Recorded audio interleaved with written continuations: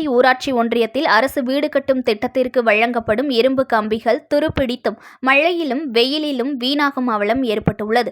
மயிலாடுதுறை மாவட்டம் சீர்காழி ஊராட்சி ஒன்றியத்தில் 37 ஊராட்சிகள் உள்ளன. இந்த ஊராட்சிகளில் தமிழக அரசின் கலைஞர் கனவு இல்லம் திட்டம் மற்றும் பாரத பிரதமரின் வீடு கட்டும் திட்டத்தின் கீழ் தேர்வு செய்யப்பட்ட பயனாளிகளுக்கு வீடுகள் கட்டுவதற்கான இரும்பு கம்பிகள், சிமெண்ட் ஆகியவை கணக்கீடு செய்யப்பட்டு ஊராட்சி நிர்வாகம் மூலம் பயனாளிகளுக்கு வழங்கப்பட்டு வருவது வழக்கம்.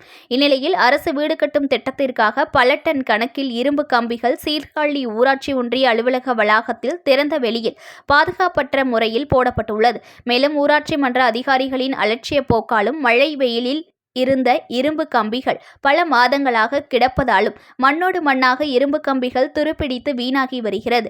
இந்த துருப்பிடித்த கம்பிகளை பயனாளிகளுக்கு வழங்கினால் கட்டப்படும் வீட்டின் தரம் கேள்விக்குறியாகும் அவலம் உள்ளது. மேலும் இந்த கம்பிகள் துருப்பிடித்து உடைந்து கிடப்பதால் அவற்றை இரவு நேரங்களில் சிலர் எடுத்துச் சென்று எடைக்கு போடும் நிலையும் உள்ளது. ஆகையால் சீர்காழி ஊராட்சி நிர்வாகம் அரசு வீடு கட்டும் திட்டத்தில் உள்ள கம்பிகள் மற்றும் பொருள்களை வீணடிக்காமல் உரிய பயனாளிகளுக்கு தரத்தோடும் பாதுகாப்போடும் உரிய காலத்திலும் பயனாளிகளுக்கு வழங்க வேண்டும் என பொதுமக்கள் மற்றும் சமூக ஆர்வலர்கள் கோரிக்கை விடுத்துள்ளனர். நியூஸ் ஒன் தமிழை லைக் பண்ணுங்க, கமெண்ட் பண்ணுங்க, ஷேர் பண்ணுங்க, மறக்காம சப்ஸ்கிரைப் பண்ணுங்க.